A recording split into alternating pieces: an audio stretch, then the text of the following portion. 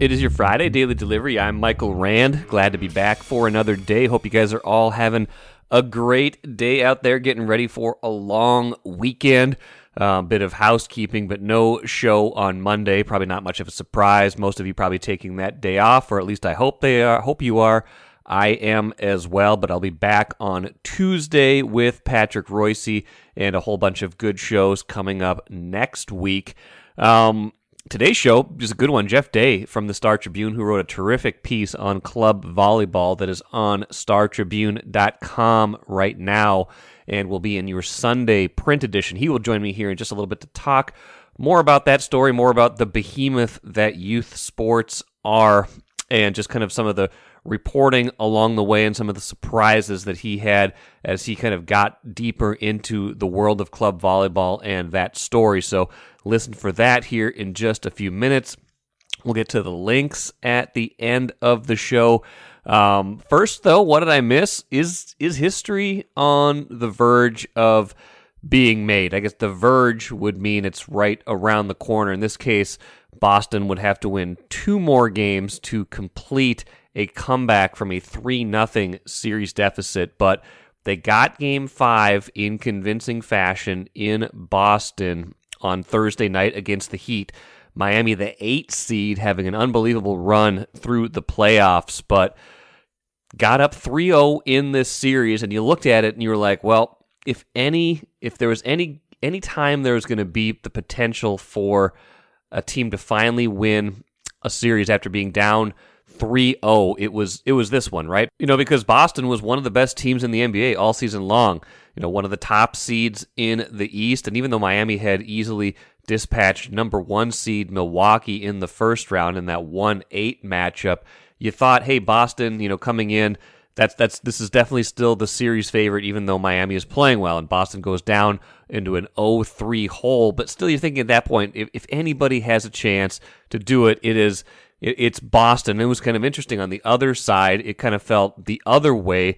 Even though Denver in the West was the number 1 seed, you thought maybe LeBron has some magic in him and could bring them all the way back. And I'll even reference that when I get to a Chris Hine Q&A with former Timberwolves coach, current Nuggets assistant, Ryan Saunders, that just went online Friday morning. But the bigger picture is that you thought maybe Boston had a chance to do this, but they had to get that first one. You have to get up emotionally for a road Game 4, down 3-0 in the series, and, playing on another team's home floor. You've just been blown out in Game 3, and it would have been very easy at that point for them to just lose, go home, say it wasn't our year. They had a coaching transition right before the start of the season.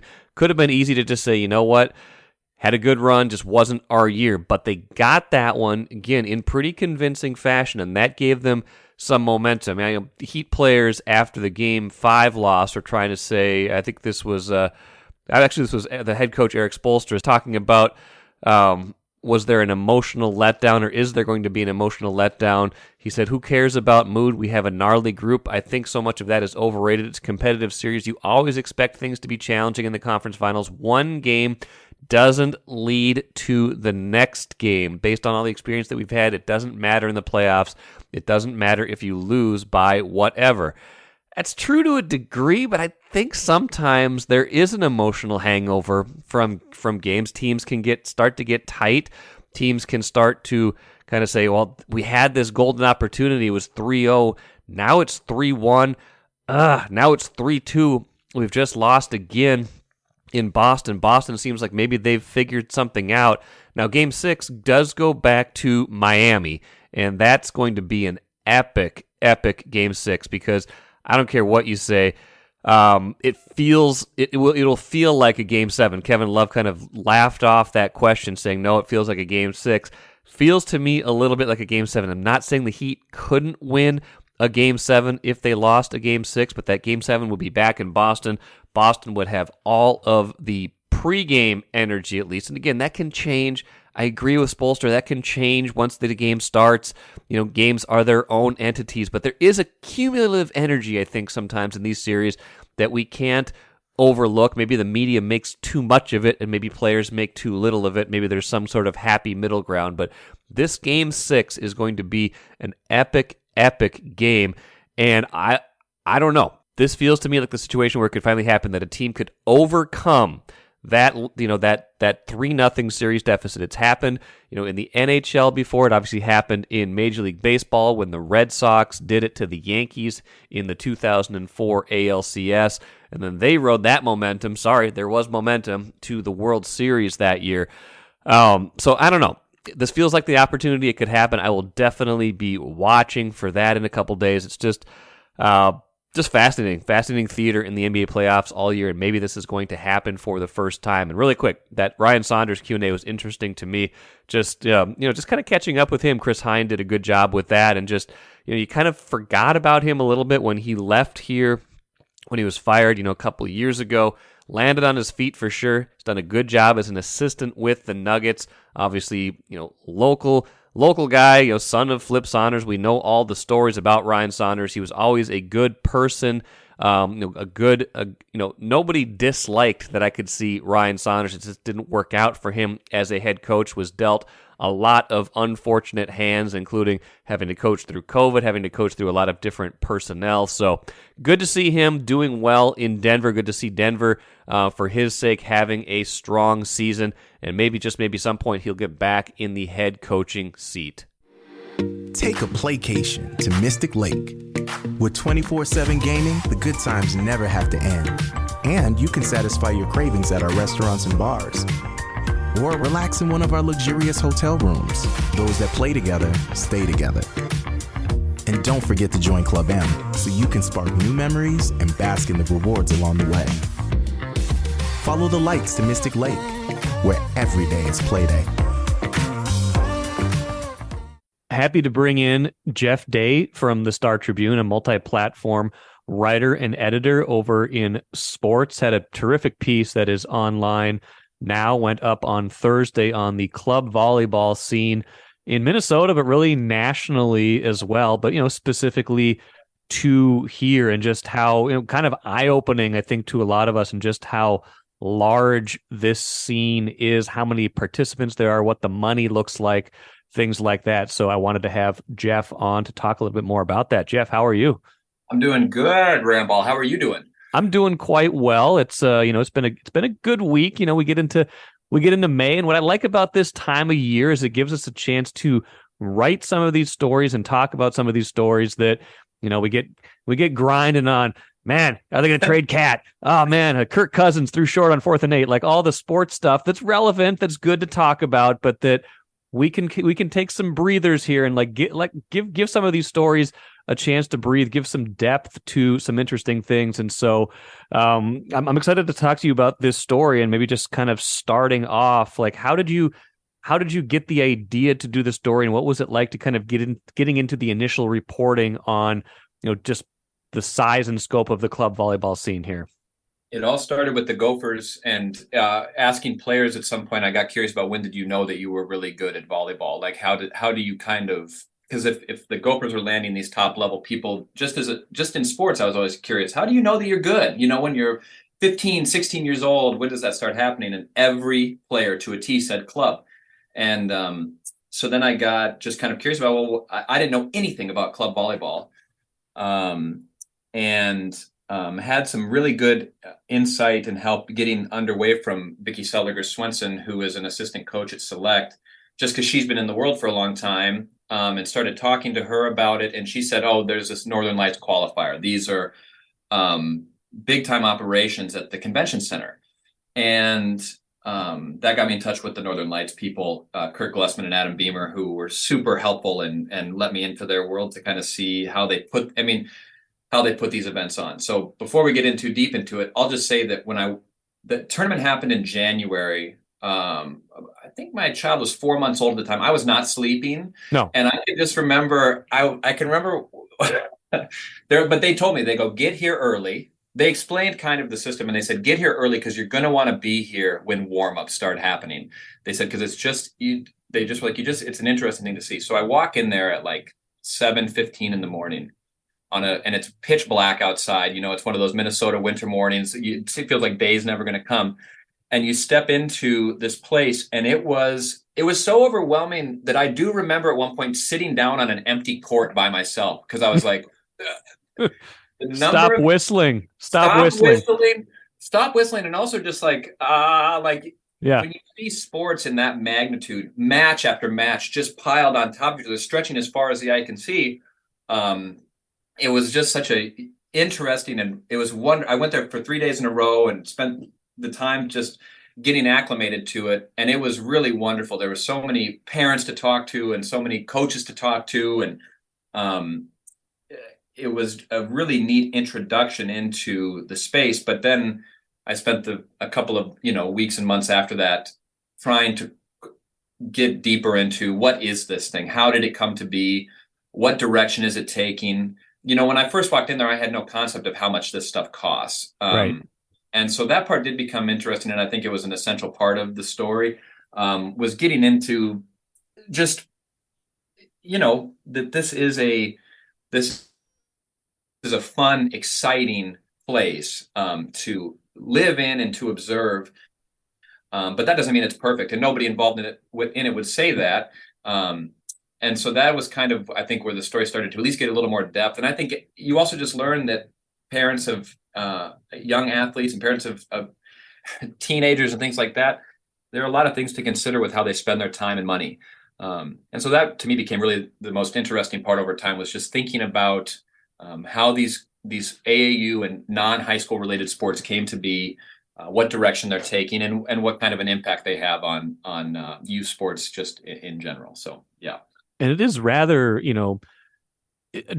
I don't know if it was the exact tournament that you were describing, but just in being at the convention center at various points over the years, like it's inevitable that you're going to run into some sort of volleyball tournament. In fact, I think the last time I was there, it was over the winter. And again, I don't know if it was this specific tournament, but I was there to bring my little boy to this dinosaur thing that was happening there.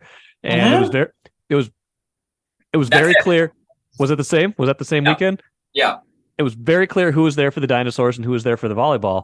But it was also just like there's like hundreds of people roaming the halls in kind of these matching suits, track suits or warm up suits, like you described in the story. And even just kind of anecdotally, you get a sense for how big this is. The thing, and that was the other element, which was whenever I would say, I think that people who are involved in club sports, they're like the frog in the boiling pot of water. They have no idea how hot it is. And when I walked in and they would all say, this tournament really isn't that big. You should go to AAU Nationals down in Orlando. You should go to Indianapolis for this. You should go to all these different events. And I understand there are bigger by an order of magnitude. But the fact that they can't see how big this is, how many people are involved, the mass undertaking was another, just a light bulb going off in my mind of, this is huge. This is a humongous, completely self-sustaining ecosystem, and the people that are involved in it are deep in it. Yes. They all know each other. They all have history together. I think they all care deeply about the sport. I truly believe that. I'm not a jaded reporter in this regard, that I think that people are actively trying to get over on young athletes. I think almost everybody I talk to at their core is like trying to provide a great experience.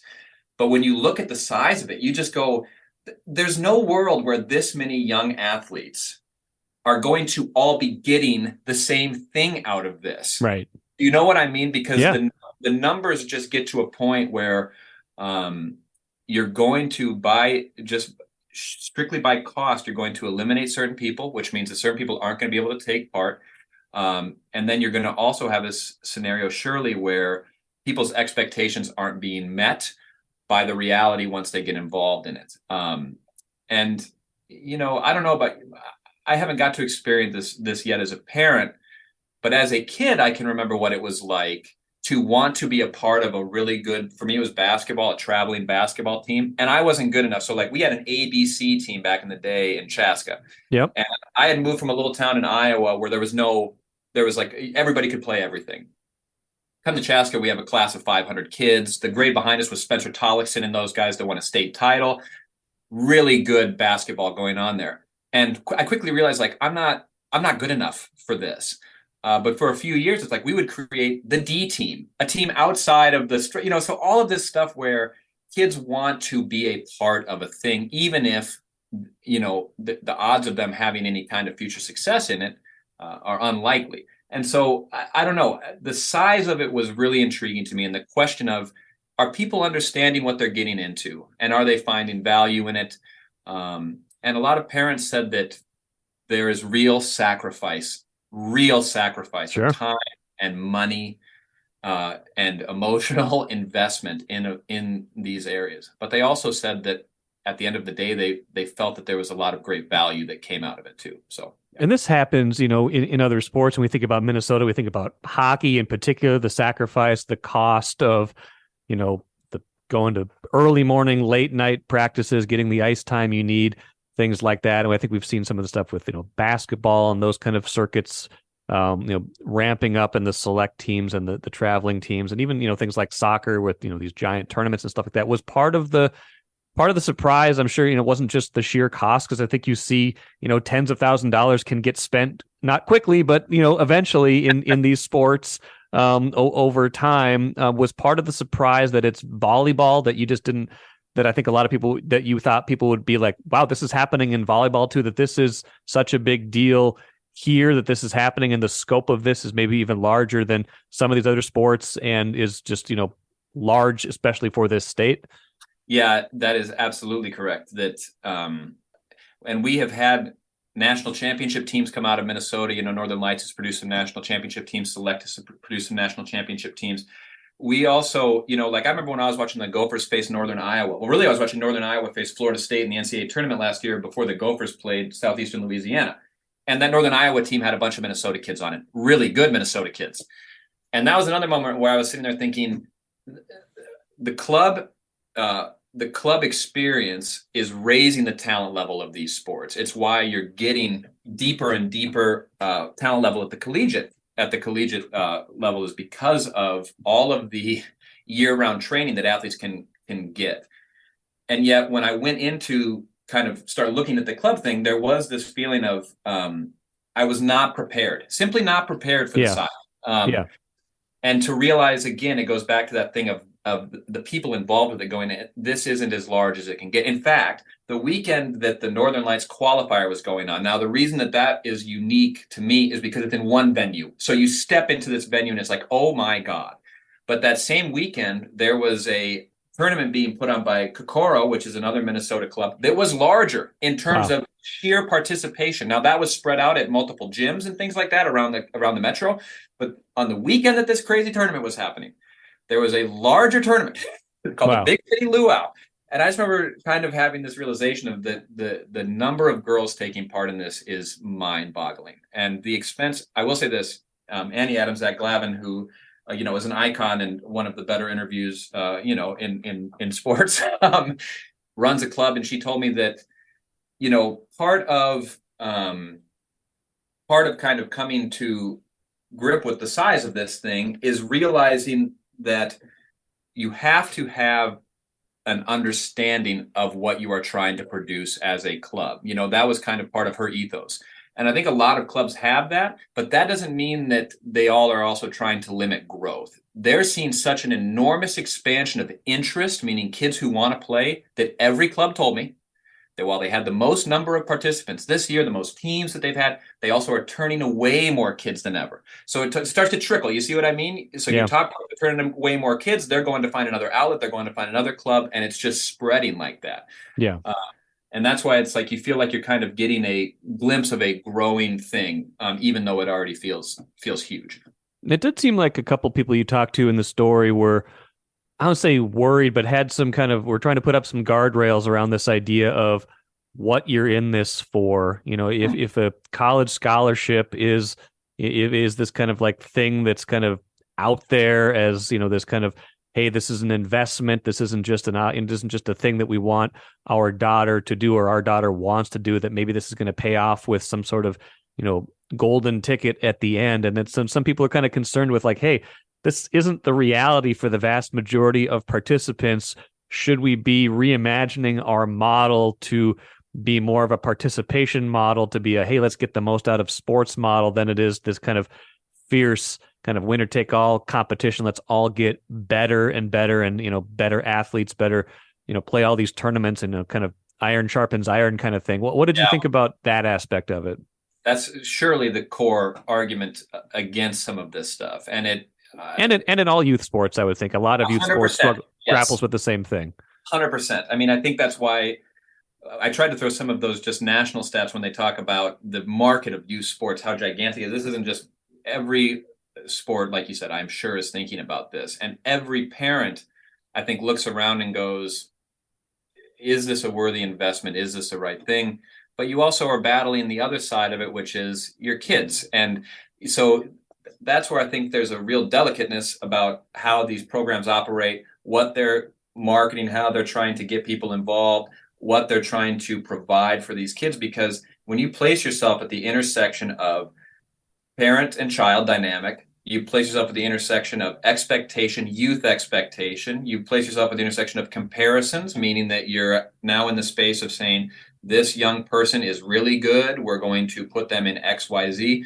You're putting a lot of responsibility on your own shoulders. If you're going to run one of these clubs, you're going to coach one of these clubs, or be the director of one of these clubs. And like I said, the people that I talk to genuinely seem to have people's best interests at heart. But again, to me, this is an opinion. This is not a reporting thing. I think, again, it goes back to this idea of being in something and not realizing how large it's gotten. Yeah. I think when you're just growing organically over 20 years, a lot of these programs have been around for that long. You kind of are just, it feels natural to go from 6 teams to 37 teams, or from 12 teams to 63 teams. And you're kind of going, okay, this feels normal. But I think some of the people involved in it occasionally take a step back and go, is this normal? And are we directionalizing? And Laura Bush, who was a Gopher coach and now is, working sort of at the top level of club as a regional organizer for USA Volleyball, when you're talking to somebody at that position and they're expressing these doubts and these questions, I think that is a feeling that probably is being felt throughout. Not just club volleyball, but youth sports in general. This thing of, okay, we are the adults in the room. Are we providing the right things for these kids? I mean, I love watching volleyball. It's my favorite sport to watch. And yet, when I was at those tournaments, I remember thinking, yeah, the 18 ones and the 17 ones, okay, I can see how you're starting to get to that point of, this is different than just high school athletics. This is really high level. This is where you're getting into your potentially college career or something like that. But you start going down to younger age groups and stuff, and that's where it starts to get a little bit, your shoulders start to move like, well, I hope this is going the right way. And I hope that the people who are involved with a 12, 13, 14-year-old, young person are helping them to navigate. And you see it all the way up. I mean, you can see it when these great high school players go and play for a team like the Gophers. Well, okay, here's a whole new reality, and you've been the best your whole life, and now you've got to enter into a completely different space. And maybe you've been being told from the day you were 13 years old that you were the chosen one and you're the star of this and that. Well, now that's going to change on you very quickly. Are you mentally ready to handle that kind of stuff? All of these things that are much deeper than just, hey, let's go play some volleyball for 7 months out of the year. Yeah. And go compete. So yeah, like I said, I have no answers, but I think that I do think that club directors and people who are in club administration are thinking about this stuff, because you have to be. I don't know how you couldn't be. Yeah, and so much of it comes down to individual choice, knowing what, parents kind of navigating that and knowing their own children and saying, is this right for you? Is this the right space for you? And eventually they'll tell you one way or the other. They'll be like, yes, this is what I want to be doing, or no, this is what I don't want to be doing. Like, this is not worth it for me. And it might, it might come naturally. It might come, in the form of a burnout if they get to that point. But you're right. As long as there's kind of some of these checkpoints along the way where they're asking the right questions and saying, like, how are we doing this? Is the, not even like, is this worth it from a college scholarship standpoint, but is it worth it to, like, is this investment of time and energy worth it? As long as they're asking those questions, then, it's just like anything else that you're going to sink a lot of time into. If it's your passion, it's your passion.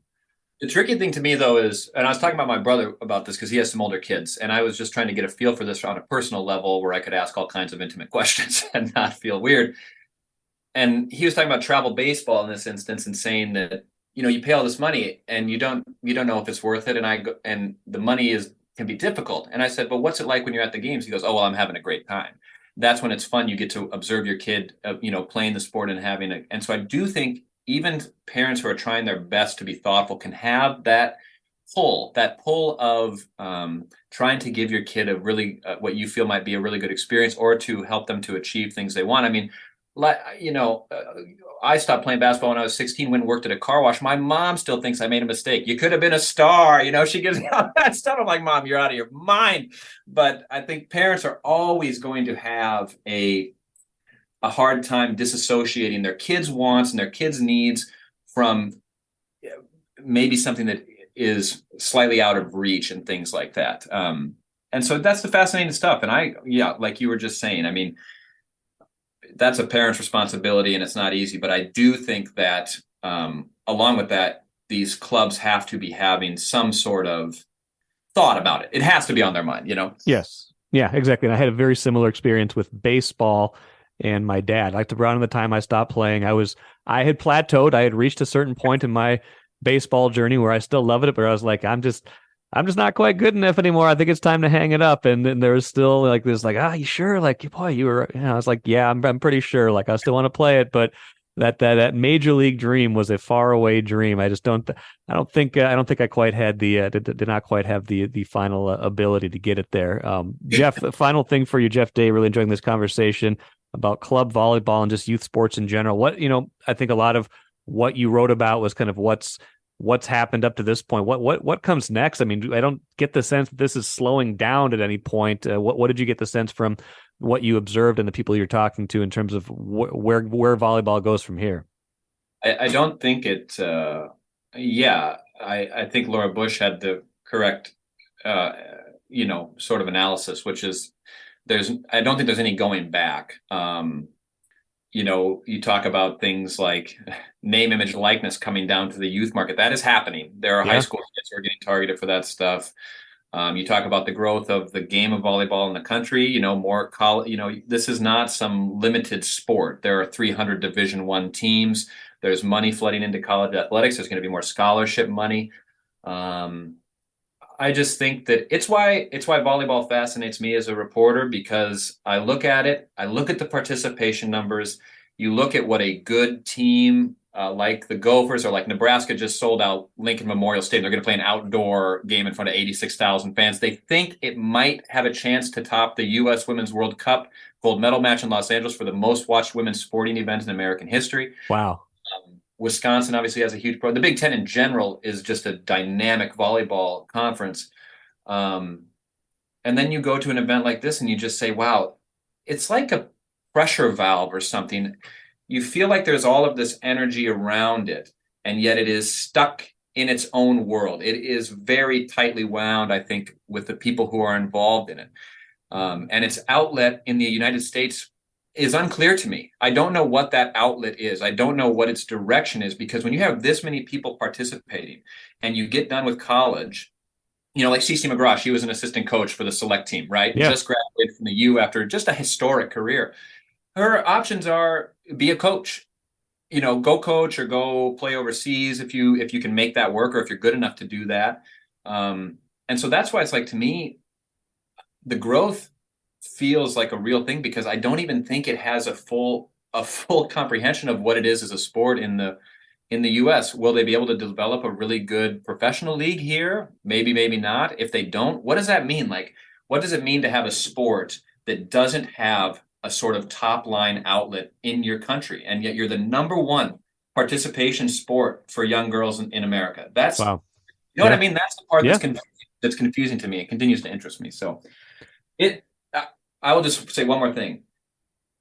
It is a fascinating world. And if you have some kind of connection to any family member or anybody playing club volleyball, and there's a qualifier happening in Minnesota at that convention center, it is worth going to see. You have never seen anything like it. At least I had never seen anything like it in my entire life. It was fascinating to spend some time with.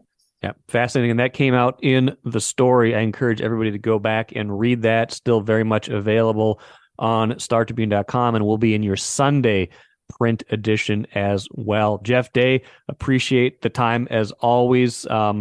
Great job on that story. We'll talk to you again soon. Thanks, Mike. Hope you enjoyed that interview with Jeff Day. Really enjoyed talking to him, as I always do. Great insights, some additional stuff that wasn't in the story. So please do go check that out, though, on StarTribune.com. Just a wonderful read, an interesting journey into the world of club volleyball and some of the broader questions about youth sports. Let's finish with the cooler really quick. The Lynx fell to 0-3, lost at Phoenix. I think Phoenix made 10 3-pointers in the first half. The Lynx made 1. That pretty much told the story of the game. Couldn't get Nafisa Collier going. I don't know. This could be a long season for the Lynx. I know it's just 3 games. I know they've started slow before. Just does not feel like a team that's going to have a whole lot of positive momentum this season. I don't know. Maybe, just maybe. And again, like I've said before, though, this would not be the worst year in the world to finish in the bottom 4 of the league, to have another crack at the lottery, and to come away with one of those excellent players like Caitlin Clark, like Paige Beckers, like a lot of these other players that are going to be in that draft. So this could be the beginning of something, even if it's not a great season for the Lynx, even if it is not a great beginning to this season at 0-3. That'll do it for me today. Have a great weekend. Like I said, back at it Tuesday with Patrick Royce. Should have Rachel Blount on Wednesday show to talk horse racing. A couple really interesting stories that she is either working on or has already worked on, and plenty more to come next week as well. We'll talk to you then. Enjoy your weekend. I'm Michael Rand. See you then.